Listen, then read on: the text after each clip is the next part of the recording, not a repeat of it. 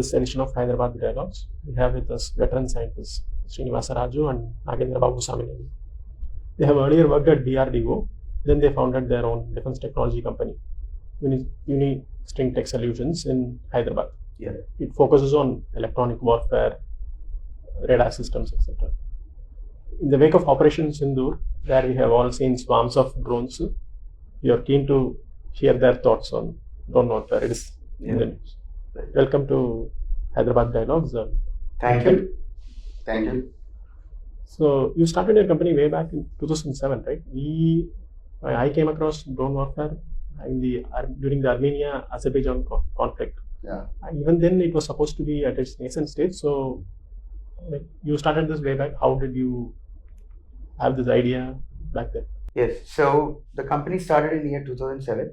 So the first generation entrepreneurs, so they left in between 2014 and all. So we were with a passion of building a defense enterprise, a deep tech defense enterprise, since our beginning career, DRDO career. That was the year 2003, March 6th. We started our career in DRDO. So that time, myself and Dr. Nagendra, we made a decision that we'll be working for a certain time in DRDO, then understand the defense technology requirements, then further take leap as entrepreneurs and build the required products which country needs. Then when we started in 2014, taking over a company which is building a little on technologies and further this one. So we saw where are the technology gaps in the defense industry and where we can easily take immediate steps in building the products. So especially electronics is our core expertise into electronics. So Dr. Nagendra's expertise is into building the electronic systems. My expertise is into building the electronic circuits, software, algorithms and systems. So we started working towards these drones, counter drones, EW, which we call as electronic warfare. So electronic warfare is a game with, playing electromagnetic signals. So our mobile phone works with electromagnetic signals. And today, without connectivity, the armed forces cannot do a proper strike or a defense. So if you take complete control on electromagnetic waves, which we call as in a physics-wise electromagnetic waves, that is what electronic warfare is, a strategy of taking the control on electromagnetic waves. The electromagnetic waves protecting our troops to use still electromagnetic spectrum for communication or radar functionality, whereas denying the enemy not to use the electromagnetic spectrum for neither for communication or for radar is what is in simple words is electronic warfare. So we started building the electronic warfare subsystems initially to start with. This was in DRDO. No, I'm referring to when we came out from DRDO and started building the company. What was the situation at DRDO concerning this particular technology at the time? So as all of us know that the DRDO is the single biggest entity in defense research and distributed across the country with several laboratories and all. So they got several, for pertaining to each technology or each domain, they have different laboratories. Like Hyderabad is known for being the missiles hub, okay, the great Kalam sir's, the brainchild of different laboratories, missile programs and all. Bangalore is known for being aerospace and radar hub, and the Vizag and Cochin, they are being a naval science. So DRDO has, from several years, the DRDO is innovating, building the products. But DRDO being on the government side, the DRDO and the PSUs like Bharat Electronics, BDL, and all, they heavily rely on the Indian private industry, as you call it as a technology developers or right from solution providers to module developers, technology developers. So DRDO and the private industry, public sector like Bharat Electronics, they heavily depend on the private industry. So if you go to the roots of any defense product, it is the Indian private industry which actually is the one which will be driving the underlying technologies. Like if you say, I am making my radar this much and I am making it smaller, these all technologies will be driven by the private industry. But this private industry, in defense sector, or when has it come into prominence? Yeah. Okay. Because if I see before liberalization of the last century, this was not the case, if I am correct. No, if you are talking about the private sector in India, okay, let's see private sector at the global level. When you look at the global level private sector, for example, if you take the US models, although certain things are being done by DARPA, it was always the private industry which has backed up most of these products, and then the technology, when you say concept, then the actual working model. So always, most of the times, these working models based on those design concepts are being given from the private suppliers. Now coming to India, what has happened is all our majority of the DRDO programs, if you see, for example, missile programs, IGMDP, so it's an integrated missile development program which was conceived somewhere in 1980. Okay, so that's the time this program has been conceived, and the products of that particular program have started rolling out in 2000. Okay, after 20-25 years, those products have really started rolling out. Now that time, the private industry during those days is not much. So when I say the private companies with which the DRDO was working at that time, maybe around 50 to 100 companies. That's the max. So what these private companies are doing at that point of time. So some companies, for example, if a missile has to be made, you need a shell. So somebody has to roll it, somebody has to weld it, somebody has to make all of this. So there are companies, like L&T used to take up some of these works, and then the design used to be given by, drawings used to be given by DRDO. So they produce as per that requirement. So similarly, it requires some propellant filling. So initially, there are ordnance factories which are used to do this job. Then slowly the private companies have started, coming in somewhere in 90s, 1995. So one orders, two orders, one propellant filling, something like that. So then you need a lot of other associated components. Then you need machining. So you need also the composites in order to protect it. So like that, one after the other, private companies used to support the DRDO in terms of the fabrication of these items. So that framework was like in existence for about 10 to 15 years. Then the real game change started when these IGMDP programs started getting into the production. Because the design, testing, evaluation has taken 20-25 years. After that, these products got orders. So these products, services started buying them. So when they started producing, so the model as a country that we have evolved is, okay, this technology will be transferred to public sector companies like Bharat Electronics and BDL or ECIL, and they would start producing the whole product in combination with the private suppliers. Now, till that point of time, the private companies, both in the electronics industry as well as in the mechanical industry, they were getting 1, 2, 3, 4 component orders. Okay, really somewhere in 2010, 2007 to 2010, that's the period where number of programs have gone to production. So one among such success stories is the Akash missile. Okay, so Akash missile got into production somewhere in 2007. That's the time. So the volume that the system has generated is somewhere close to 60-70,000 crores over a period of 5 years. Okay, so that's the kind of production through Akash missile system. So when I say Akash missile system, it has radars, it has computers, it has missiles, it has vehicles. It is, you name anything in the electronic, the entire order of the battle, it has all those components. It's like a missile shield complete. It's like a missile shield. It has detection, long range detection radars, it has short range detection radars, it has guidance radars, it has communication systems, it has missile on its own, which can go and then attack the enemy. So it's a full-fledged system. Okay. So now this has given opportunity for all the private players to build themselves very strong. Okay. So very strong, when I say they have set up their lines because they are getting money, they are getting the orders. They could expand themselves, they could build the facilities. Now, after 2007, the entire scenario has changed. The first programs have taken 25 years for development. Then subsequent programs, if you see, the next generation missiles that the country has started, something like QRSAM, where now multiple countries are ready to buy. So, QRSAM. So, there is a program called QRSAM. So, that is also now completed all its trials, and then it is in the production now. This program has taken only 15 years.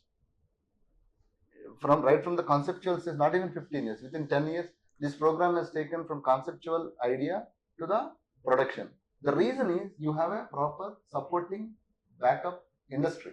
If I want a motor earlier, it is taking a year, now it is taking only 2 months. If I wanted a system, because the people are there, they're already there. And So most of these components are indigenously produced. yeah, they are indigenously. The entire design, right from the scratch, nut, boards, cables, connectors, PCBs, everything is indigenously. The DRDO does this complete design. Of course, some private partners also will be there, and then they produce it. Nothing from abroad. Nothing from me. See, I said no, one or two. Today, let us say in the electronics, we don't have anything in terms of the chip manufacturing. We will, for all the products, whatever electronics that we talk about in this country today, whether it is defense, commercial, any other market, electronics wise, chips, we are depending on imports. Okay. So that is true for anybody, any country in the world. Correct. That is when the semiconductors boom, they started talking. So the India Semiconductor Mission is aimed to address that gap. So while doing this, the first generation entrepreneurs in the private sector were largely concentrating on producing something which is being designed. Then they also slowly started learning designs. Now the private industry, module level, they started designing, and then okay, you don't have to do that design. These are there. You can also make use of these components or these subsystems to start building the products. When this kind of expertise started growing, then the system-wise developments and system-wise rolling out also has become little faster pace. So that is how the private industry grew slowly. Okay, from the bottom of the curve, so they slowly started coming up. So this is the strength that we could build slowly, and thanks to the government for the last 10 years, the kind of initiatives that were done, especially in the defense domain, they're really unheard of. Okay, I would say, okay, leaving apart the politics, but the kind of framework that has been set and the kind of guidelines that were being given at the bureaucracy at Delhi especially, they're tremendous. The one man who has changed all this, I would say, is Manohar Parrikar. Okay, so this is a visionary. So this guy said, you see, this kind of model cannot work. Producing it through DRDO, public sectors, somewhere we will have to change our thought process. We have to involve the private players also in the R&D. We should see to it that they get the orders. We should see to it that they start developing the systems.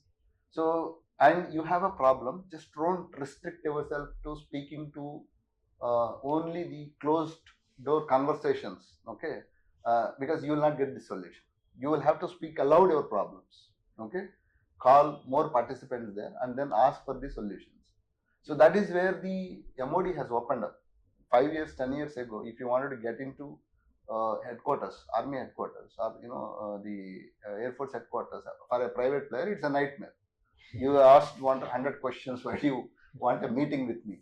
So today, bloody hell, they're talking on phone, they're talking, they're being invited everywhere. So secretaries call private companies and then ask us, what is it that you wanted to make these systems better? What is it that you wanted? What do you want an infrastructure? Do you want some test facilities? Do you want a policy, modification? So what is it that you want? But we want this industry to grow. So this bureaucratic process has been simplified. Simplified. It is made more open. It is made more open to the private industry. They realized that unless we tap this potential, we can't grow. For any nation, for that matter, for any nation, the strength most of the time starts at the defense. You have seen the world, okay? Wherever the countries have dominated with the defense technology, have played a crucial role in deciding what the world should do and what the world should not do, okay? Somebody has realized about 10-15 years ago and then said that, okay, so this is the potential that we should start tapping.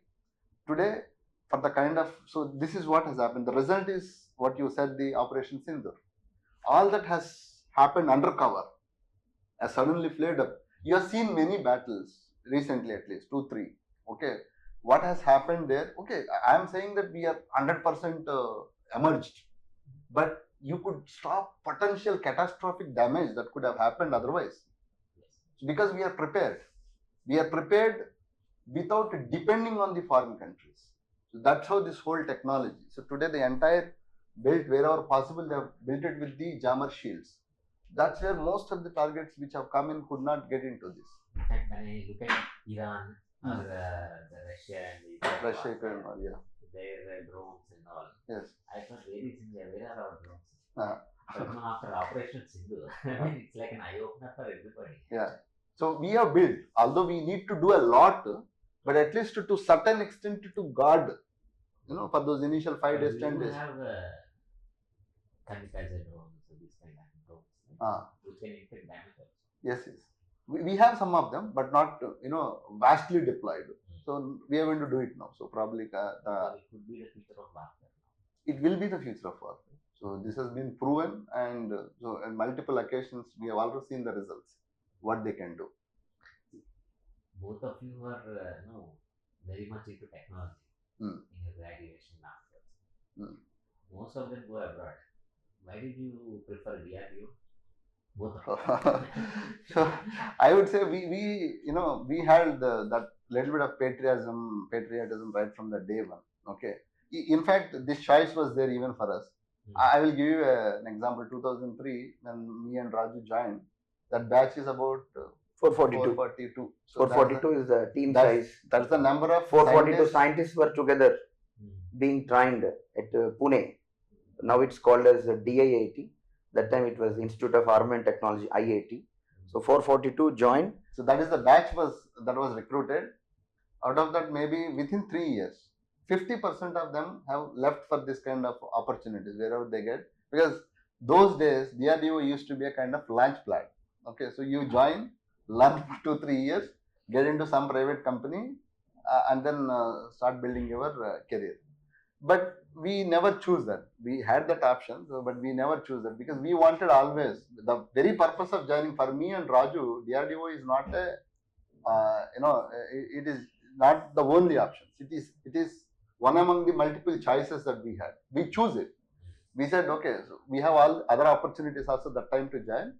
But somehow we said, okay, we wanted to work with defense technologies. It's a kind of fascination. So we went there. But whatever we wanted to do it for country. So that kind of entrepreneurial thought is there right from the day one for us. So that's the very reason we said, okay, although they are there, they were very lucrative in fact. So we said, no, we held ourselves. Not only this, lot of decisions down the line, people after 4 or 5 years with the government sector, it's not very easy for them to just come out. And we are the pension batch. Sometime later the pensions are also removed. So ours was the last pension batch. We are the last pension. The pensions were also not there. But these are all various factors, but they never made us to stick to that. Our goal was very simple. Okay, after 2 years of experience inside DRDO, as I was telling you, we were also roommates. So we share a lot of the common ideology in terms of building something in India, making it strong. The very purpose of quitting out also is the same. As I was telling you, DRDO is a wonderful organization. You can run DRDO like an entrepreneur if you wanted to really do it, but you have the constraints. Constraints is in terms of purchases. The examples I was telling you, that if you wanted to buy something, it's a nightmare. It takes its own sweet time. No matter what you do, you can't accelerate those processes because they are being set up to safeguard the public money in certain way. So you can't stop them. So that is one fundamental reason. Okay, why we have come out is that. So we said, in order to make this accelerate, come out with the world-class products where they can defend India. So today we are really happy. So 2010 when we have, or 7, 8 when we have thought about this and then slowly started thinking, building our own minds, writing our own plans. Okay, we have visualized electronic warfare is a gap for the country. Okay, so although DRDO is doing certain things, but we are lagging still at some kind of phase lag. So we wanted to bridge that phase lag. Now, if you see in 2018, I'm just moving ahead of your question. So the reason for us is that one is patriotism. We wanted to do something with the technologies. We are very, very fascinated in that area. So that is the one which has always driven us. And of course, over the period of time, people also have seen that passion, and we could build a very good team who can stay with us for quite long. So that's how we have really could come out. So today the happiest thing for us is the vision with which we started. What we wanted to do is we wanted to build a world-class electronic warfare system for the country. That's the main goal with which we have started. So in 2017-18, that is the time we started thinking of building a counter drone system. 17-18, people had no idea what this counter drone is going to be. So drone, what kind of threat the drones can pose. Somehow it's our guts and then intuition. We said, okay, we will start working on this technology. Can you please explain to our viewers? Yeah. What is this counter drone system? Oh, okay. So we have visualized a drone, which was a toy then. So which was a toy, and then we used to see only in, of course, 2018 means even not, very proliferation is not much even for the marriage parties also. Occasionally people used to do those days. But one or few incidents, because we also know how unmanned aerial technologies were growing at various spaces, we realized that these unmanned aerial vehicles like drones could be a potential threat in future. For an Air Force, if you look at the most important asset for an Air Force, the air has the dominance in terms of the war. You see the First World War and Second World War, first to second, the guys who could build the lot of air power could actually win, most of the battles. Okay, and that has been continued. But the biggest factor for an Air Force, if you look at in the entire Air Force structure, the critical asset for an Air Force is a pilot. They can afford to lose an aircraft, but they can't afford to lose a pilot because he's been trained for 20 years. But that's the time that they spend, and it's very, very difficult to get this precious resource. You can make an aircraft maybe 5-6 years, but you can't build the pilots. So that day people have taken out the pilot from the aircraft. Okay, that is what is this unmanned aerial vehicle. So you are free. You can sit. You don't bother to losing a vehicle. You can go to any extent and destroy anywhere. So that is the power a UAV has got in its biggest format. In its smallest format, it can do multiple other casualties. It may not do very big casualty, but it can create havoc. Okay, it can trigger something which can potentially damage. Americans have Predators, Reap or something. So there are multiple vehicles. So depending on the mission, you can. So now you don't have to risk your people. So the moment you have taken the risk out of the people, then you can go anywhere. So literally anywhere. The borders doesn't exist. That is the one which scared us. We said, okay, so something will happen with them. So let's start working on this kind of technologies. We believed. So for 2 years, we stopped everything. We were doing multiple things then. So we were doing communication systems. We were doing radars. We were doing some kind of electronic warfare systems, multiple systems. But we said, okay, we will restrict ourselves and then start focusing in this area.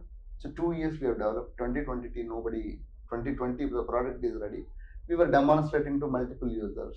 So they were actually calling us, doing the trials. All that is happening, but nobody is buying, by the way. So then 2021, some small incident has happened on Jammu airbase. And suddenly everybody realized, and then they said, okay, let's call the companies who have this product. We went there, we did the trials. Of course, that time is a kind of opportunity. So they have selected 5-6 people, and we could emerge as the lowest bidder. Then we got the contract. Subsequently, after a year, because we are a very R&D focused organization, they have again called for tenders for next upgrade version. We are the only company. Israelis were there. Then of course Indian multiple companies, they have got with few foreign products. They were all there. But we are the only company technically cleared the trials by both Army as well as Air Force. So this entire story, why I have said is the dream that with which we have built this company, that we wanted to stop the foreign equipment to get into this. Had we not won the first tender, Israelis would have. The second lowest bidder is a company with Israeli technology. So they would have actually, got the order, and they would have started proliferating the equipment. This product you can actually bring down a drone that is incoming. Yeah, we could stop. We could stop these drones. So now what we could do is we could do the entire foreign dependency of this product. Had we not been there, I would say today whether DRDO supplies or Gen Technology supplies, any other company supplies the equipment to anti-drone equipment to government, it's we who are building those products at this point of time. So we could stop those the foreign dependency of these systems today. Okay, that is one of the biggest happy factor for us, because that's the reason we founded this company. And now, fortunately, unfortunately, something has happened. Our systems have worked. So the systems which have been deployed, the jammers were, perfectly worked, and that's the reason wherever these systems were presented, okay, in some format, the targets could not reach. They have come. They could not, get on to the actual target. They fell somewhere and then they stopped. They could not even function. So all that has happened. They've sent hundreds of them. So, and most of them could be effectively addressed wherever they could deploy these systems. Of course, wherever they have pockets, casualties are there. So wherever threat is little advanced than the systems that are present, some things have happened, but not on the real actual, the targets that they were intended. So the teams are really working. So this is the second biggest factor for us. So the mission with which we always say in the company, we sell our team, we are not building the electronic warfare products. We are building the hope that this product will guard the services. So this is what we should live up to. So that's the message we always pass on right from the top to the bottom, so that the people understand the criticality of this product. How does this technology work? Suppose say 100 drones are incoming. Yeah. How So does this product work? I'll ask Raju. yeah, continuing what Dr. Nagendra is briefing about, if we look at why the unmanned aerial vehicles today are seen as very vital, right from a small border conflict to a big war. Okay. First is air mobility is fast, quick, right from Second World War. People who got increased command capability on air, they can actually win the war. That has been established since 1950s, 60s. But aircrafts are very costly, and pilot life is much more precious. When as a helicopter, we were always seeing, a form of drone, we were seeing from last 30, 40 years. Helicopter just takes like that. It has the blades managing the basic air and all, being able to stand there. If you see the simplest form of a drone, which is a multicopter, a quadcopter, are nothing but a helicopter slightly modified. There are 4 sides. You made everything very lightweight, battery based, hence low cost, easy to operate. So a decade before, and maybe I would say the deep tech companies working maybe from 2 decades before, when they have seen the power of these unmanned aerial vehicles, what all it can carry, there is a tremendous growth happening in the other sector, which is in the wireless sector. You see, the wireless industry, maybe 100 years before, the wireless is only the radio, okay, which is to be this much big box and all. Now, the wireless industry has witnessed a tremendous growth, like a mobile phone like this, doing all functionality of a computer. So once this wireless capability has come onto this one, and the optics industry, which is cameras, high resolution, the CMOS based cameras have come, the first commercial and military viable application of UAVs have come. That is, you put a small camera, you have a wireless link, you see whatever you want. That's very powerful. That's very powerful. In technology, it is easy to build, but as an end application, it's very powerful. So we are seeing, the legal cases also happen that somebody says, in my farmland, I'm seeing a rogue drone and all, because, being able to see into the other through the windows, and you are able to see the entire territory is really powerful. So that has really changed the game. So people have seen, yes, UAV is very powerful. Now on the other side, the technologies of electronics related to, you call devices, semiconductors, miniaturization, like a camera is a sensor which you can see with our daylight. Whatever the principle of our eye operating the camera is similar. Radar is something different. Only difference is it works in a different band, which has got capability. So if you put a small radar on a drone, you are able to map the complete enemy assets and all. Now, since I don't have the risk associated with the life, and also no asset is involved, I don't mind sending this deep inside the enemy territory. Let it go. Let it take a missile hit and get destroyed. You say you can install a radar yes. on the drone. Exactly. So it has started around 20 years before, when it has started with the camera and just this one as a civilian application, as a hobby for the people who want to take aerial photography and all. It has emerged like that. But when military has seen its application, it's a tremendous application.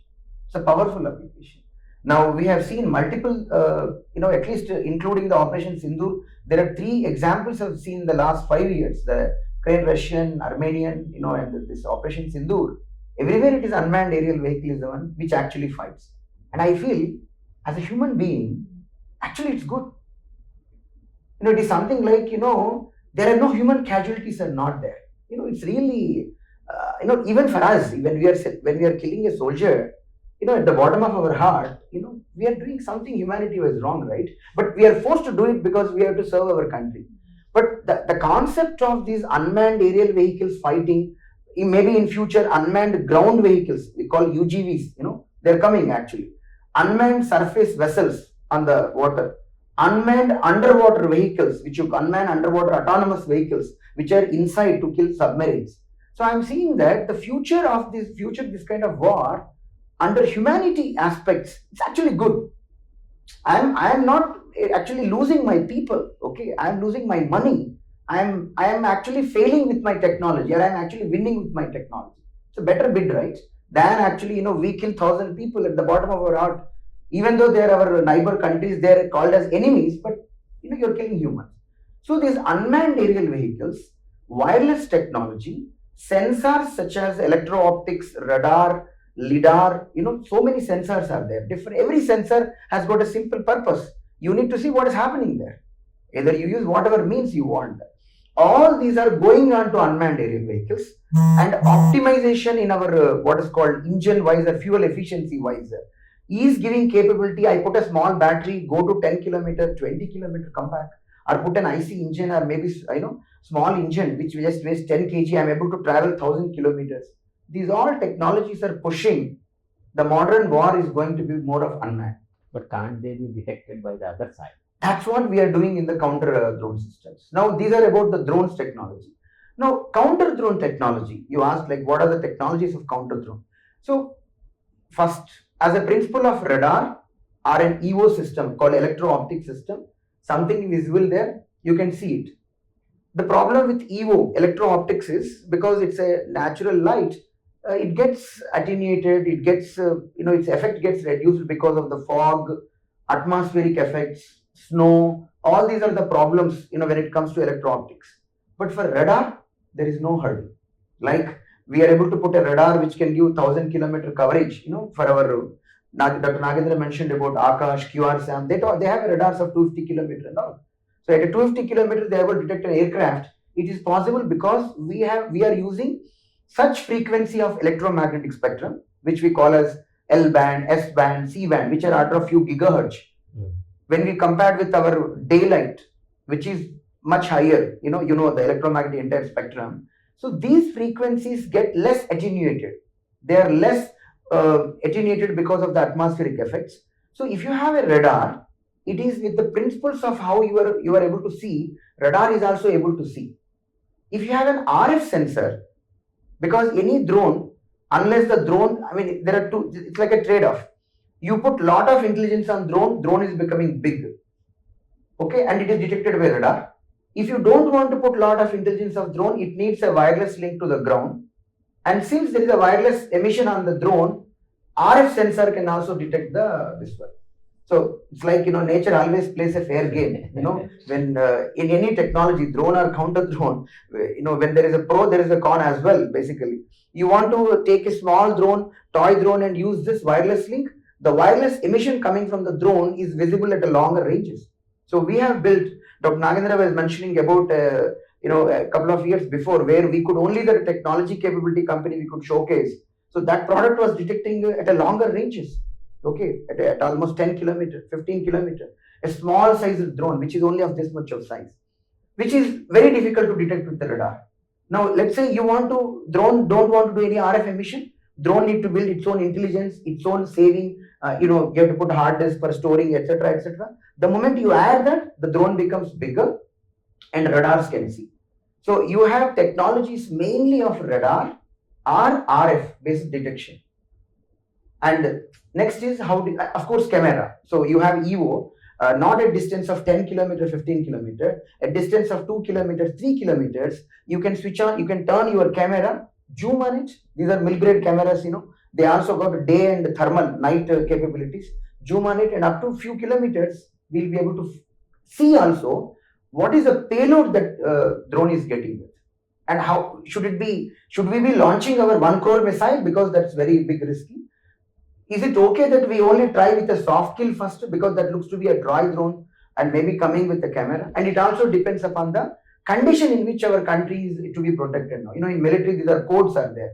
Peacetime, wartime, there are some precise codes are there. Of course, if it is a peacetime, okay, some unknown drone is there. First you try with a jammer. Don't put 1 crore missile on that.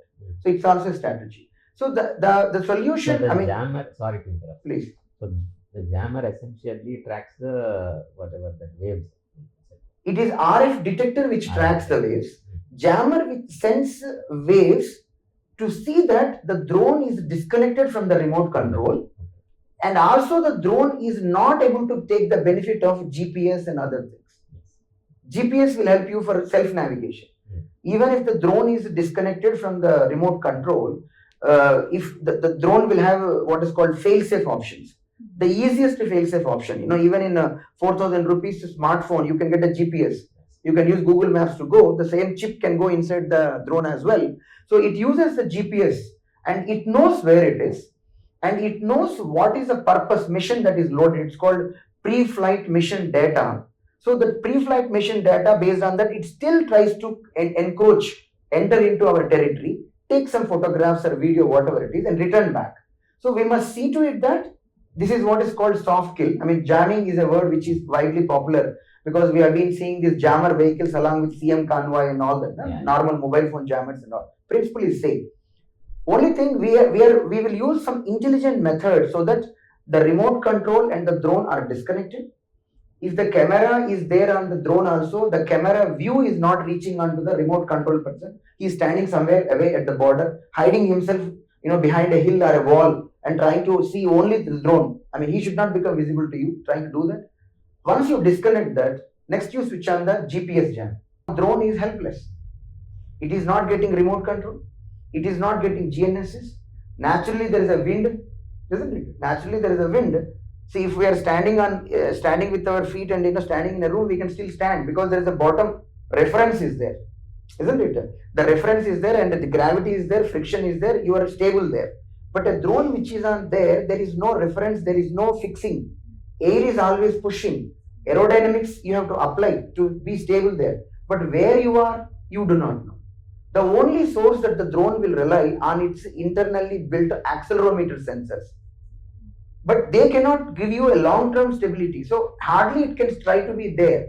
But wind will naturally drift you. So you will go somewhere where it will fall. That's what has happened in the Operation Sindoor. Wherever the jammers are actually there, the drones with minimal, basic drone capabilities, beyond a range, they could not enter in. No matter what other things they have got, but if they do not know how to navigate itself towards the end target, they have to drift. So some drones return, few drones fallen there, few drones still they are programmed to attack with the best efforts, gone and fallen somewhere else where there is no much damage for us. So the technology of drones and counter drones will be constantly innovated. So people are talking about, now see, since this soft kill is there, jamming, okay, let me also complete other counter drone technologies before I talk other topic. Hard kill. So hard kill is like you put a gun and actually fire on it. And Unistring again in this technology arena with our default approach, that we will not look for an order to come from the services, because we are the people who knows the technology depth and how things are being innovated. We first go ahead and try to do this one. So we have built a product where you can use a gun to fire onto the drones, not the small gun, right from the small gun which could be of 300-400 meter range. The guns which are used, anti-aircraft guns which can shoot up to 5 kilometers, we have integrated with this system the jammer, radar, optics, and this gun will automatically fire on it.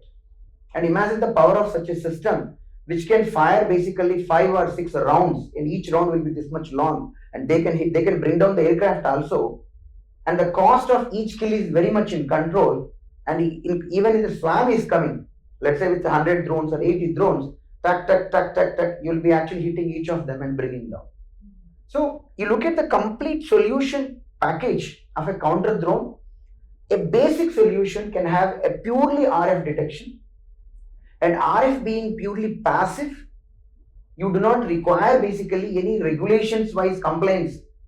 For example, you have your a big community, or you have apartment, you can still keep an RF sensor, because you're only receiving the signal and building an alert on your smartphone and all. So using RF is a very basic system. Radar is next level advancement. Using RF, radar, which are internally linked with the camera, is the next level advanced solution. Now once you detect, using soft kill is the first level of solution, and in addition to soft kill, using hard kill is the next level of solution. So this is a complete package of a counter drone, and it is the Unistring today indigenously in-house designed, developed RF detection radar jammer, except those ICs which Dr. Nagendra mentioned, we don't make in India.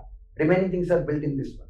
So this is the kind of comfort we want to give it to the Indian Armed Forces, because it is evolving technology. Suddenly drones come with a new capability. Unless I upgrade my system, I will not be able to do it. So as Indian private industry, if you possess the capabilities of in-house design and development of hardware, software, and knowing also the domain, the algorithms, the game, how do you actually win, isn't it? Having a microcontroller is a hardware, but which algorithm you put on it is the intelligence.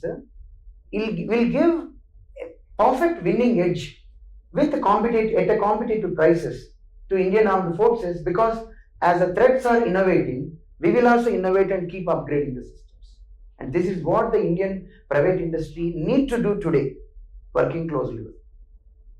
So going back to a couple of topics which Dr. Nagendra has reiterated, I'm reiterating things. You asked about the Indian private industry, how it has seen the last 70-75 years of this. First, we have to look at, this is very important, the policy makers, the bureaucrats to understand this. All businesses we can actually distribute on a scale, or maybe we can categorize them. Businesses which are less impacted or less influenceable with the government. For that matter, any business will get influenced with the government policies. But businesses which are less influenceable with the government policies, they could actually grow first. You could see 1970s, 1980s itself, the Indian IT industry could enter into the global market and could do it. But defense is a kind of industry. The government policies matter. Probably I would say the matter at the most, if you say any industry where the government policies matter, is the defense. So as Dr. Nagendra mentioned, that as the industry is witnessing its growth, while 1970s and 80s, the programs like Akash and integrated missile defense, these programs, thanks to Kalam sir, visionary, and the indigenous production of the missiles, ballistic missiles which can go 2,000, 3,000 kilometers, cruise missiles which can go 300, 400 kilometers. All these are produced by the defense complex. We should be proud at Hyderabad. We have produced a defense complex. While it has given an initial push for the Indian industry to set up the production lines to do R&D and all, but the actual momentum, I would call as an exponential momentum, has come in the last, I would say, 15 years or maybe 14 years. People at the top who could actually see the importance of being Indian defense industry has to have enormous component in-house built, within country built technology and all. The first thing that they said, we will not buy from it directly anything from the foreign. Simple policy. Sometimes, the power of bureaucrats and the power of ministers and policy makers, they need not know technology. They need not know all these complex stuff of this. They only think, if we don't produce, if we don't do R&D and produce over here, how will you win the war? Because the political equations keep changing. Now if I ask you, like, you are the man who knows on the geopolitical front and all, the president of China goes to Russia as well. Okay, and we have to actually fight with China if needed tomorrow. and Russia is the best ally to the Indian countries. So what are these political equations? No, sometimes the equations change so fast. Now the US President Donald Trump says that now I'm changing my tariff or that policies and all. Now who become friends to whom, you do not know. So you cannot simply assume, okay, United States is there, Russia is there, okay, and Israel is our technology allied and we are getting Israel. You cannot do that. So the top people have made a simple decision. Anything that we buy from any company in India, they said minimum this much percentage should be with the Indian citizens only. Simple policy point. That has taken one major leap. This one, everybody started thinking. Now even if an Israeli company has to sell something, they have to make a decision whether they have to sell it to India or not. India is a big market. Okay, so they said, okay, we will collaborate with maybe L&T, we'll collaborate with Tata. So now once you start collaborating, at least some benefit keeps coming. As the manpower, Indian youth needs get all this one, right? So all this keep coming at small industries because they say you manufacture in India. So the defense industry created a policy called IDDM. You design, develop, and manufacture in India. At least they said, okay, buy India, make in India, different policies, whatever extent possible. So that is the first level of push the current running government could give. Then the next level they thought, that's what Dr. Nagendra mentioned. Earlier, maybe 15 years before, defense always used to be in the closed walls. Understanding the requirement. How any techie or any entrepreneur or any professor for that matter who has deep knowledge, capable, how will he give solution unless he knows what is the actual problem? So then people at top decided, now no more closed wall talking. Let's openly discuss. The openness which has come in the defense industry is the biggest, I would say the policy change which has triggered next level to the Indian industry. They are putting all the problems open. Now you see Srijan portal, they keep telling even a helicopter, small blade or small wing, we want Indian manufacturers. Look at the Srijan portal. Constantly they are releasing indigenization list 1, list 2, list 3 and on. They are also telling policies to DRDO. This is for the private industry. You don't develop this technology. The private industry is already matured in this. You focus on that technology which is still not the private industry is able to take up. Let the private industry do it. You don't have to do this research to the DRDO and other things they are telling. So this is the biggest move.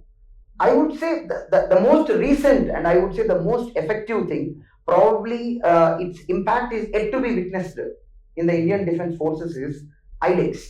So they said open challenge. Challenges they post. They say anybody, now you see the beauty of this is not even a company, a professor, an individual, okay, anybody, there is a defense problem you want to solve, we are there to give you. But they said you should have your skin also in the game. We will give you half of the fund, you will put half of the fund, but we will tell you when you complete this product, we are going to give you a minimum order quantity, and that time whatever money you put, actually that also will be balanced out. Now you see, this is the biggest move in the Indian defense industry. It's the biggest move.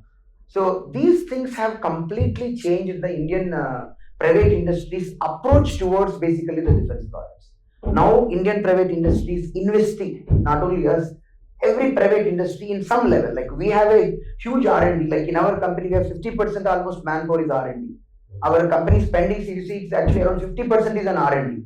So, but there are companies 40%, 30%, somebody is innovating. Now these are really encouraging policies. Now, another question that you also asked about, like the passion that why you joined DRDO. Yes, as Dr. Nagendra said, every individual at their career, maybe at undergraduate or postgraduate, they have to make a choice. Okay, what all, they will make a choice eventually. Some people make choices which are driven by their parents. Students make choices by trend. Okay, now you say Python is a trend, so people go in this one and all. So people follow the trend. There was a time, I think, if you were into 2002 or maybe 2005 passed out, Java was a trend. Okay, you go all Amirpet, Sarnagar streets, all banners, Java, you join in Java. But when myself and Dr. Nagendra, okay, when we actually sat down, I remember that is April, May 2003. There is a place, beautiful place in front of the you call officers' mess. It's called officers' mess in the Pune, the Institute of Armament Technology, Pune. We used to sit there post dinner and all every day, because understanding defense was basically the most exciting and the thrilling thing for us. So regular friends chat, those friends leave, and myself and Dr. Nagendra used to sit there. And what did he say? That missile can go up to 3,000 kilometers. But how about because we both graduated from colleges where decently technology was taught, but they did not discuss about this aspect. But they only told this technology is there in the missile guidance. However, now this has triggered our passion constantly. We were stimulated constantly with the whatever. It was a beautiful training. What we got a 20 weeks of training program. It was a beautiful training. Every laboratory used to nominate one professor, and they were presenting the technology, because it's a closed room discussion. They're open to discuss all defense technology insights and all. It's all they are training the futures. I mean, the scientists of DRDO, so there's probably no much secrecy. So we used to get excited and thrilled. And we said, when we started working, he was working in the missiles laboratory, I was working in the electronic warfare laboratory. Any natural government organization's slowness, I mean, a little frustrated us. We said, fine, now let's do whatever we can serve for the nation here for maybe 5 years, 7 years and all. Both of us from the middle class background and all, we don't have anything. And in defense, any project, minimum we have to start 2 to 3 crores of investment. Let's get married, and 5, 6 years. Now we have to jump and we have to start this. So it is important for the Indian youth today to understand, if you want to pursue your dreams, if you are focused onto it, you will eventually get it. It's like what is that called? A simple saying, like if you have to go to Delhi, you don't have to first know that what is the route map. First, you should know you have to go from here to airport, or here to metro station or railway station, something. That's how you have to start. So anybody who has to start with this one, so we were a little clueless actually. Okay, that time, what is defense? What will really happen and all? But as Dr. Nagendra mentioned that 2017, 2018, 2019, when you have seen. But then sorry. Yeah. When you started the company, and you decided to start the company, when you need investment, as you said, you are from a middle class family. It's a bit risky, right? It was savings. Thanks to some government policy maker has thought, when we joined as it was 15,000 per month paying, and that's what Dr. Nagendra said, 442 joined, and after 3 years you will see only half of the people. So that time the government has not felt that scientists do not deserve more than 15,000, 16,000 entry salary. But whereas just 20 kilometers away from the DRDO lab cluster, not even 20, I think 15 kilometers, at high-tech city, the same scientist would get 80,000 to 1 lakh per month. So that was a real challenge. That was a real challenge for DRDO to also retain.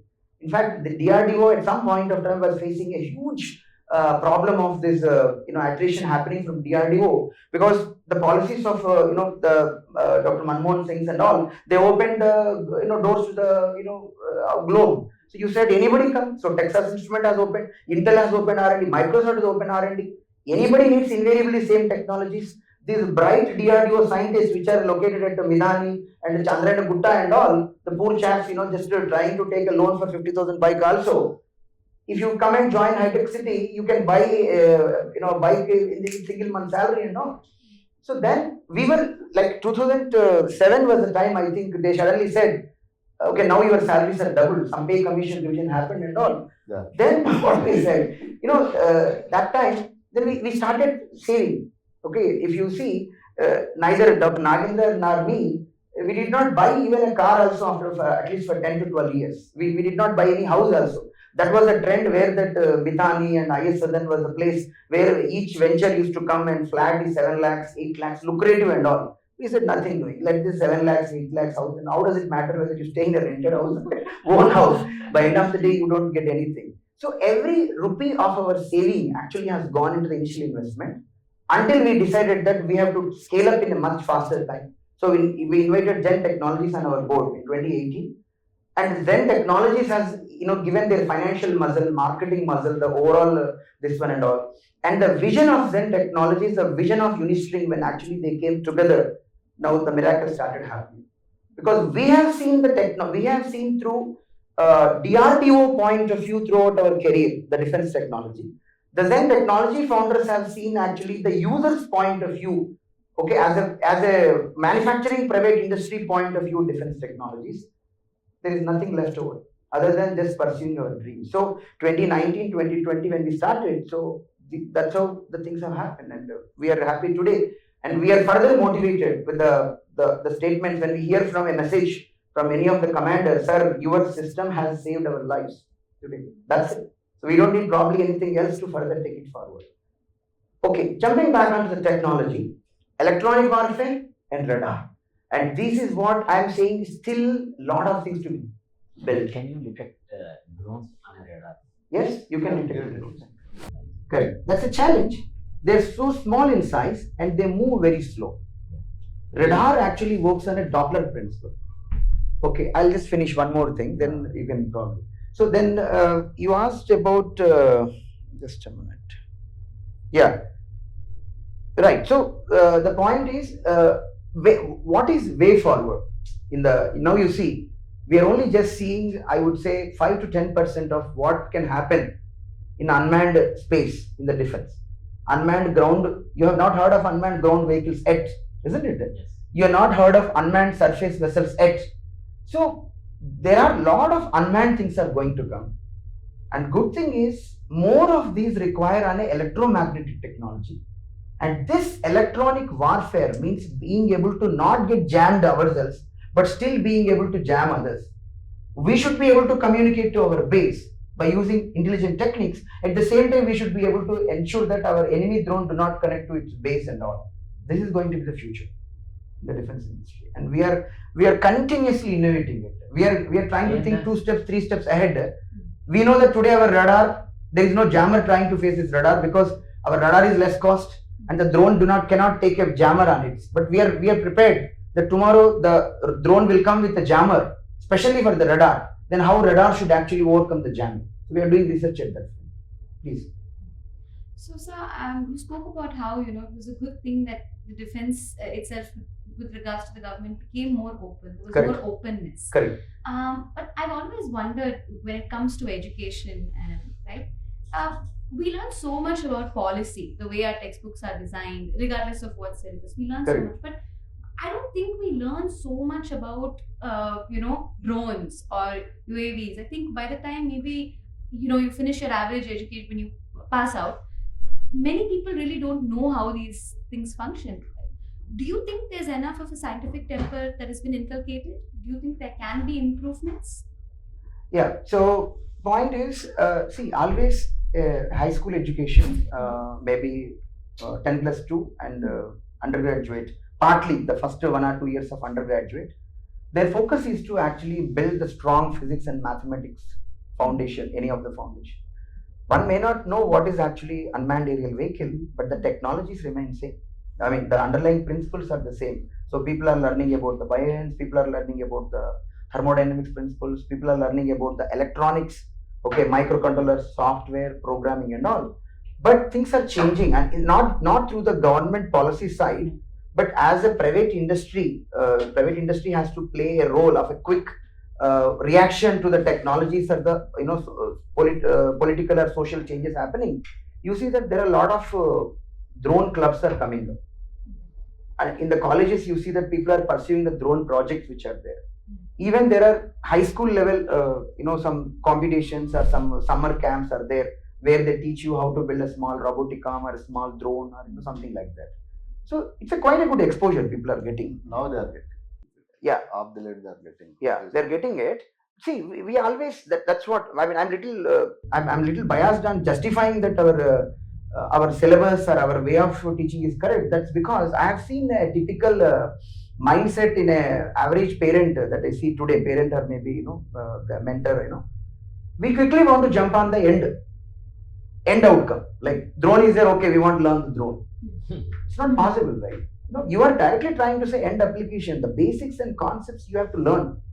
And this is what is the mistake most of the IT professionals also, I believe they have done. Probably they'll regret now once the generative AI start taking out all their jobs and all. It is IT or any software engineering are not just like you learn a Java package and go and sit and do an SAP customization and all. So the roots of your education, whatever the Indian universities or the Indian state and central government syllabuses which are there, they are well framed. They are well taught, and people who are the real think tank at that level only has done it. Yes, little bit, I mean, like I would say that the emphasis on the project work and mini projects or internships, we got delayed. I would say that, if probably I would say the AICT or UGC would have triggered a decade before, or 1.5 decade before, because slowly the industry is changing. The boundary between learning, applying this learning in industry is slowly little fading out. The boundary, 30 years before, the boundary is very rigid. You could see a contrast between the learning and a job. But slowly things are changing now. So we could have reacted at least 1.5 decade before for the pursuing these internships and mini projects and all. But I find one serious process and how people are teaching and all. But the way how our postgraduate programs are there, mainly in engineering sector, they need to completely revamp. The postgraduate programs, that's why you see in articles that not more than 50% of the seats getting in MTech. Recently there was a say that when they actually almost doubled or increased the it's called scholarship or something. I think they increased it to by 5,000-6,000. I think they have considerably increased. They want to promote the people to come to the MTech, because those syllabuses and the way of assessment in the master's programs are little, I would say, they're outdated. You are asking a question, what is history of a VLSA, which you need not know history of the VLSA. You learn history only to get yourselves into it, but in your exam you are supposed to ask exactly the industry required skill or knowledge in your exams. So that need to be done. I think somebody need to this one, and we keep working very closely with the colleges. There are some colleges who has some MOU with us, so I'm going this coming Saturday to one of the Hyderabad college to advise in their syllabus for the master's program. But we need a momentum at the top level, as you mentioned, that internships or the project work's importance in the engineering and science, and also completely we have to look at our postgraduate programs at different levels. Postgraduate is what masters. How is it possible that you call somebody as a master's in technology and they are not getting the job? It doesn't make sense, anything, right? Coming back to technology. Yeah. I'm curious about it. Sorry. You have other questions. Recently, a few months back, I think, we had several reports of big drones flying over New Jersey in America. Yeah. I don't know whether they're true, fake, whatever, but I think might be true. Some of the reports seem to be true. Possible. With your technical background, do you Yeah. think it is possible that one can make a SUV-sized drones?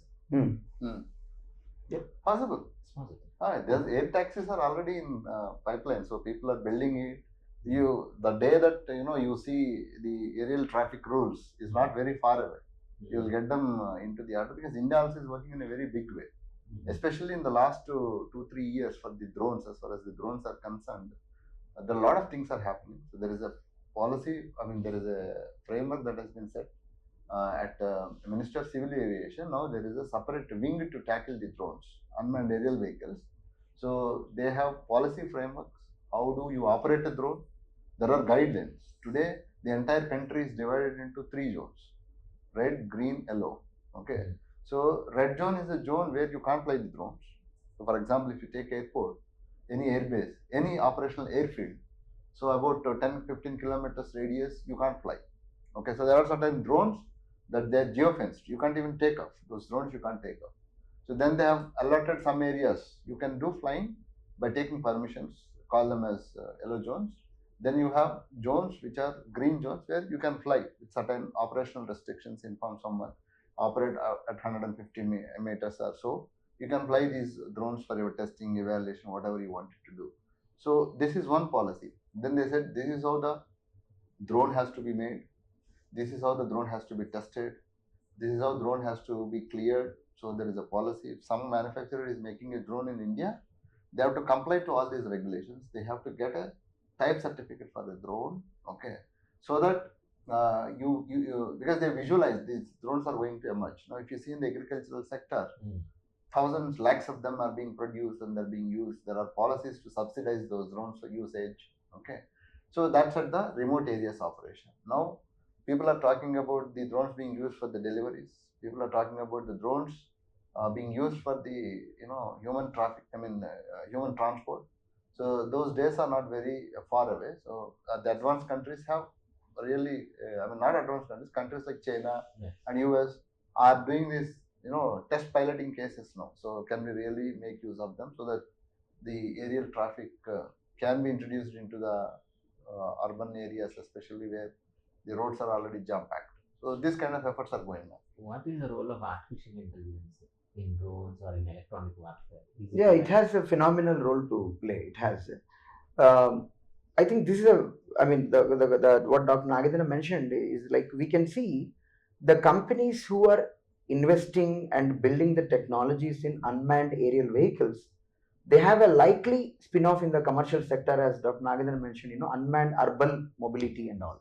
So, and if any country needs that, I would say India needs it, because we are so packed. When we say the population of Hyderabad itself is a considerable percentage of the total Telangana population. So we are so packed, dense and all. So we would like to fly. I would like to have a villa at maybe 50 kilometers away, peacefully having and then I would like to fly from there. So India needs basically this. In India, there are several private industries, the tech, especially incubated at the IITs and all. They're doing a lot of research on this. So the indigenous capability of building these sensors like radars, flight control systems, which are required for unmanned aerial vehicles, ultrasonic processing and all, stabilization and control systems and all. And as Dr. Nagendra mentioned, the government encouraging the policies. Government is constantly conducting how should we facilitate tomorrow. Aircraft has its own air belt. Other segment has their own belt, but the civilians also should be able to transport, because by the time technology comes, if policy is not there, it won't move ahead. So they're building. So they're called as unmanned traffic management systems, UTMs. Yeah, UTMs and all. So they're building and across US, UK, and then some of the European countries. So they are working on the policy framework to allow these vehicles to be operated. So we also have started thinking about those kind of things. So slowly it will emerge sometime, because now the way that you form the rules for the roads, so they'll form another layer in the middle, and then say you can apply this. Because today the mobility, especially for the defense use cases, if you see, it is required. On the name of the logistic drones, so there are multiple purchase programs that have been initiated, especially from the ground to hilly terrains. Mobility is a big problem. Logistics is a big problem. Supplying food and supplying other, support is a problem. Fuel for operating the vehicles or whatever. So they wanted to address this problem by employing these kind of drones in a very large number, so that they can quickly reach there. They can quickly provide whatever the support that is required. So this is happening in a big way. So very soon, maybe down the line, 5 to 10 years, you may be seeing them operating. It's like you don't even, that doesn't even look as a surprise element. Yeah, for a short range mobility, the technology is almost mature. You want to travel 30 kilometers, 50 kilometers, carrying a battery, and that too also one seater, two seater is very much doable. We just don't get to see that. So on Twitter or social media, the research is still there. And see, the safety is something, right? Once you want to release anything, the safety threshold it has to come. Otherwise, government cannot see that, because any accident that happens, and everywhere there is a worry. So today they are being used as one-shot devices. Any UAV today, the reliability is one shot, two shot. In some cases, like logistic drones and all, where casualties may not happen, so you can operate them for multiple things. But majority of the devices that you are building, like kamikaze drones or any other things, not so much of reliability has been induced into it. But the moment you start talking about the transporting humans, like an aircraft, the kind of rules, regulations, stringent clearances that are required. So, and they have to be tested regularly. So it takes definitely quite a lot of time before they really get matured to that level and then start flying. I have two last questions. Then sorry, most of the questions I have been asking. For example, America, then some other countries have drones which are equipped with missiles. We will have such technology. Can we do that? And if we use such vehicles, say, for example, a predator, they'll be caught on the radar. Right? Yeah, they'll get caught on radar. Caught on. They'll That's get caught one on radar. question. Now also Do we have have such technology? No, Because- we may not comment on that directly, considering the nature of, like the secrecy that is involved in it. But I would say yes, it's technically possible that you can carry a missile which is weighing 10 kg, 20 kg, small size missiles, not a very big size, but medium sized missiles whose range could be 30-40 kilometers can be perfectly carried. And with the indigenously built UAVs in mind, they may be attached. Yeah. So you asked about AI. AI has got it's such a open topic and everybody knows. Yes, definitely AI is widely being used in both in UAV side and both in the counter UAV side. So we use AI to detect, you have to distinguish the bird and the drone. Bird has a certain flying pattern and certain wing flapping pattern and all, and drone has a different pattern. So on the top of signatures that we collect from radar, RF detection, camera, we use extensively AI. We see on social media some people post about China or Chinese army, something I remember. They develop drones that are shaped like a bird. Only this one. Correct. Yeah, they are there. They are there. Those Okay, the products. technology is there. But yes, what it may deceive the camera, but it cannot deceive the RF because RF still sees the emission coming on it. A bird cannot emit an emission. Okay, that's what. So the advantage of a multi-sensor based counter drone system is if one sensor is not able to detect the way how it has been camouflaged on the other side, but the other sensor still will catch it. The fusion algorithm will identify that. So where do we stand in Yeah. the world right now in this electronic warfare, radar systems, etc.? So we stand at a very decent position, I would say. We stand at a very decent position. So it's difficult to quantify the numbers because unlike any other the mobile standard or a 4G, numbers are not in open market. So like we keep looking at what happening globally. Recently I've been to Italy. I have seen globally in European what is happening and all. So we have been to several events at you mentioned about in US drone and all. So we know what clearly drone and anti-drone technology in US, how it is being driven. There is some policy there in United States that they mentioned that anybody should have some remote ID and all. So people who are built the systems around remote ID, the counter drone companies which are there in United States may not meet for Indian requirements. This is a very important point that has to be closed because every local government has every country level they have their own policies. So United States has announced FAA they have announced that the remote ID tag is must just an year before roughly. So then every drone is equipped with a remote ID. With that you can easily track. If something is equipped with a remote ID, there is a way to control it, there is a way to detect it, this one. So if somebody gets from United States saying it is a drone detector by RF and you want to put it in India, it won't work. Because the same DJI drone, because it detects the GPS coordinates in United States, it emits a remote ID transmission, it won't emit. That is one of the other major reasons the Indian armed forces are looking at the Indian private industry and DRDO, Bharat Electronics, to build the counter drone solutions because something outright bought from United States or Canada may not work here. They have actually optimized the system over there. So these are all technology. The way how government is taking this India semiconductor mission, you have India AI mission, all these missions which are the government focused programs to mobilize the Indian, universities and these are all, there is a convergence. If you see the government policies of encouraging the battery manufacturing in India, on one side can build the energy sector, on energy sector side, the batteries, Indian made batteries used in UAVs and UGVs and all give the defense edge. When unmanned urban mobility kicks in and when the Indian people, they also need the batteries and all. So there is a technology convergence and the policymakers at the top, they're moving the steps nicely. A common Indian engineer has to make a choice now. Okay. Yeah. So you have to make a choice. Are you with the country? Okay. Are you, somebody says that, okay, when Biden comes, okay, you come, I'll give admission, you go. And Trump says, okay, you go, don't come. Then you wait for the visa. So a capable Indian engineer has to make a choice. And what really matters for the country is average correct decisions taken by the millions of engineers only matter. The one or two people can only show the direction, but people have to travel. Then only it will happen. So as long as the Indian engineers are really, trying to secure, what is called their you call career, or I don't really why people worry about securing career. I really don't understand, because you will never die without food. The government always says if you are unemployed, I'll give you monthly 5,000, and government says that I have a food place. I think they serve for 5 rupees also your meal and all. Why the hell people are so worried about the career that one has to really think about it? If you are a capable Indian engineer and if you make a choice of working for Indian private industry, if possible for the strategic sector like a Indian defense private industry sector and all, the country would ramp up into a next level.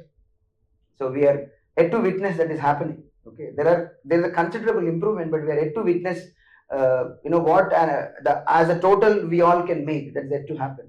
So that has to come. We see countries buying Israeli drones, Turkish drones. So is there interest for our systems, electronic warfare systems from abroad? Have you exported or planning? Yeah, there are exports from Zen Technologies. As you understood that the Unistring is a technology hub. You see Unistring, we are built as a technology R&D company. R&D. Zen has invested into the Unistring. Now Zen is actually our parent company. Zen has a muscle to actually, financial, marketing, and the entire muscle to serve the, within India and globally with our allied countries and all. So Unistring partners with the DRDO. Unistring partners with the Bharat Electronics. So through Bharat Electronics, through Zen Technologies, the Unistring is deploying all.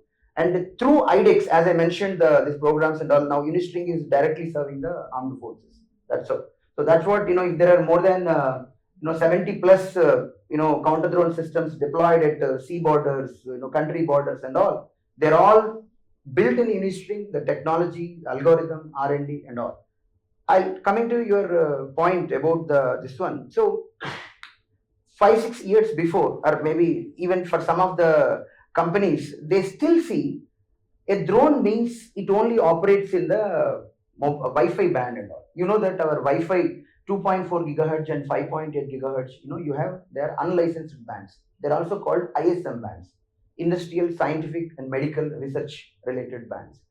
There is a regulation in that. Even you want to do a wireless emission in that, there is a power level, okay, which is set by the wireless regulations in every country. Mostly the regulations are same. In that you can make any transmitter, any receiver. So when drones are built initially driven by the commercial application, like that first person view, that hobbies, aerial photography and all, because the unlicensed bands which are free to use, you don't require government to buy the spectrum license and all. Everybody was building in 2.4 and 5.8 gigahertz ISM bands only. But we visualized it. We very much saw, because we have seen the defense very closely, see through DRDO different programs.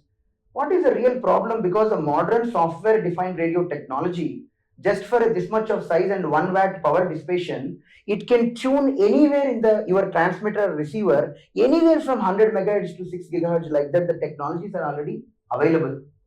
So we have started building a product, not just thinking that there will be an ISM band drone. We thought there will be a military brand drone also. So handling the threats from countries like Turkey or maybe other our countries and all, that from our product portfolio point of view, we are trying to cover the entire frequency band. Now our next generation systems will go up to 12 gigahertz, 18 gigahertz and all. So before they start upgrading about this one, if our counter drone systems are ready, they can catch any drone coming from any frequency band. And no matter what, you cannot hide your radar signature. It's not that easy. The radar signature hiding, which is possibly called stealth technology, extremely what is called costly technology, but still that has got its own loopholes. A stealth is not 100% stealth. You have these fighter jets now. Correct. Yeah, you see that fighter jets and all, which are stealth category and all, still there is this. But getting a stealth at UAV makes the UAV extremely costly, and it is worth that we fire a missile and we use actually anti-stealth. It's worth that you fire a missile. It's all, the game is like that. But since you are into radars, Yeah. I mean, how difficult is it to detect a fighter jet like the stealth fighters, like the Stealth. stealth Yeah. fighters? So it's like this. basic radar, it's all the game of the frequency. Okay, so there is something called radar absorption material. It's called RAM. Okay, one of the technique that an aircraft becomes stealth, invisible to radar, they put that painting, or you call it a coating, on the entire surface of the aircraft, radar absorption material. But these radar absorption materials are very effective only from frequency above 1 gigahertz onwards and all. They are not effective below. Even though they put that painting, still a decent amount of reflection comes up. If you want to make a simple analogy, like you have a window, plain glass, good visibility. You put a black paint onto it, now the visibility reduces, right? The same way, the electromagnetic waves hit the radar and reflects back. If they can ensure that the one which is reflecting back, its power is reduced, I mean very less power is reflecting back, they are able to achieve the stealth. So the first principle of radar absorption material will not work below some frequency. The second technique what they use is the pure optics principle. Now we all played in our school days that sun is there, I put a mirror, we put this one and play with the sun. So electromagnetic waves to a large extent obey the principles of the optics, especially above 1 gigahertz and all. So what happens if I make my aircraft boundaries instead of smooth curved boundaries like any of our civilian aircraft and all we see, the military aircrafts like the stealth bomber aircraft, other you see they have sharp edges like this. Even the pilot window also will be a sharp edge like this. So the sharp edge, what happens is a transmitter from here hitting this surface. This surface is reflecting the energy this direction. This surface is reflecting the energy in the other direction. Now I am having my radar transmitter receiver here. So the amount of power reflected towards the transmitter I am able to minimize. So these are the two basic principles by which anybody is making the stealth. Now what is a counter stealth? Simple. You reduce your frequency. So instead of going into 1 gigahertz above, you build using VHF and UHF frequency band, which is in the order of 300 megahertz, 400 megahertz, 600 megahertz and all. That is in a way improving this one. Second, instead of building a monostatic radar, it's called monostatic, the transmitter receiver at the same place. You make a multistatic or bistatic radar. So transmitter is here, receiver is at different places. Now if an aircraft is here, I am illuminating the aircraft. I am putting like a torch on the aircraft, but the echo is going in different directions, right? These two guys, the transmitter receivers are synchronized. I am still able to detect it. From going by what you say, then what is the use of such costly fighter jets? It's not easy to build this technology. You have to deploy See, in it. defense, has not and been military, realized. it's all in our military. It is always counter to the counter. Yeah. Counter to the counter, isn't it? Like But what we refer to this technology of Yeah. having this receivers on the different sites, and then it will come someday or the other. yes, It yes. will come. It is We are only- building a product. No, no. Okay, in another 3 years. It is always counter and then Yeah. counter techniques is a So, game. And these again, lot of techniques are there. Like for example, when I am putting on a frequency on the radar, the target. If I put all same frequency, the target also will learn that there is a radar looking at this frequency. If I keep jumping the frequency, that by the time the target learns I'm using a frequency, I'm using different. And another thing is this: whatever the corners of this aircraft, their behavior in reflection is a function of the frequency. So instead of using one frequency, I keep changing my frequency every 1 millisecond. Then either one of the frequency will give me a better reflection. I'm still able to detect the target. So these are all techniques on which. So our roadmap of building a radar for stealth UAV, we are mainly focusing on UAV and all. So the stealth UAVs are going to come in next few years. So our roadmap is maybe by 2027 December or something. So our first radar will be there. If a government contract actually kicks in, it will take its own. I mean, it will be faster. Maybe in a year or something will build.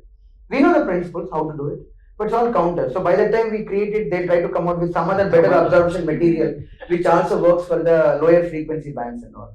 Then we have to use some other different techniques and all. So there are a lot of techniques are there. It Some of happens. For Yeah. example, now drones initially are operating in ISM bands, as you said. We started building wideband systems.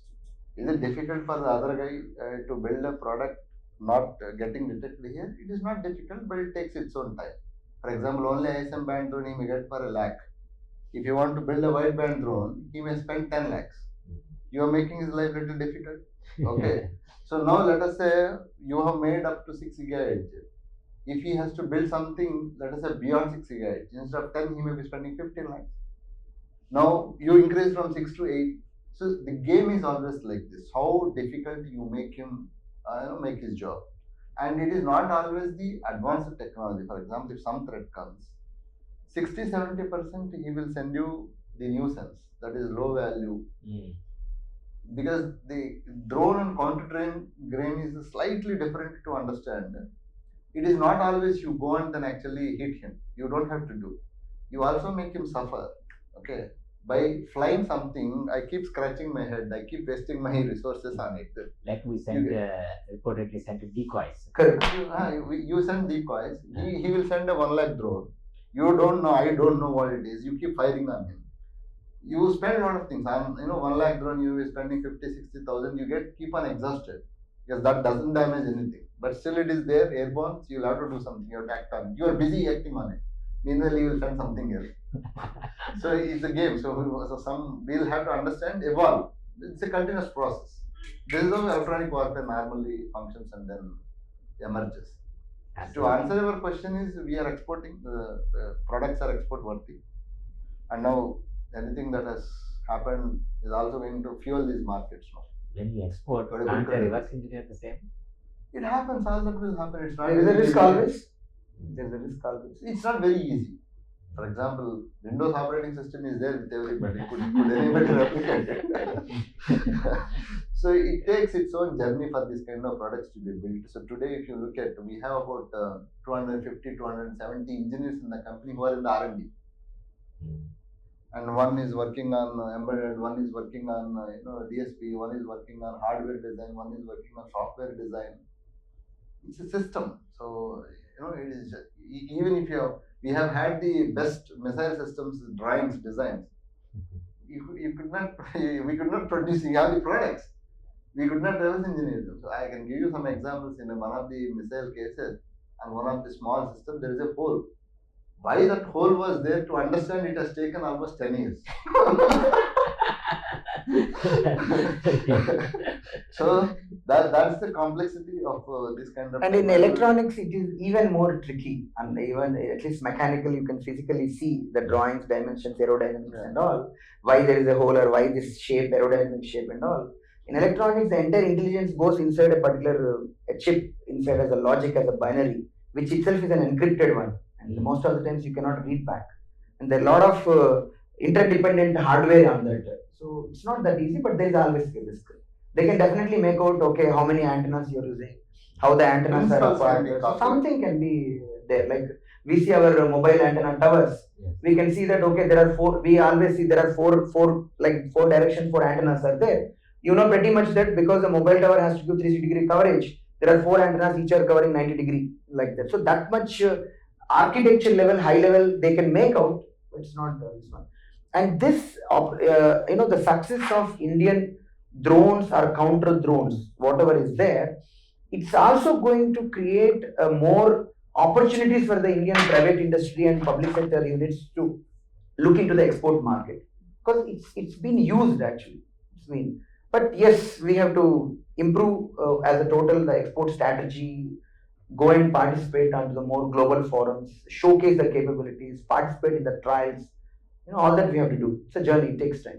See, war is all about having slightly upper edge than your enemy's technologies. That's it. More than that, the surprise element. You should have a surprise element. So that's where most of the times he stockpiled so many things, but maybe he's not aware that what is there at some of these stocks. So that's how something is worked for us. And we also have some surprise, because for us the problem is what we buy nut bolt is open, and the other guy, you don't know what he has stockpiled. So he doesn't have to disclose. So that's their policy. That's how they operate.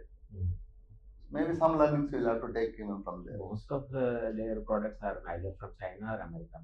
Correct, they are, but you don't know what they have. You don't. So that's the problem. And he knows what you have. Because everything you buy open, online, tender, RFI, RFP, everything is published. including the specifications, he knows what you are buying.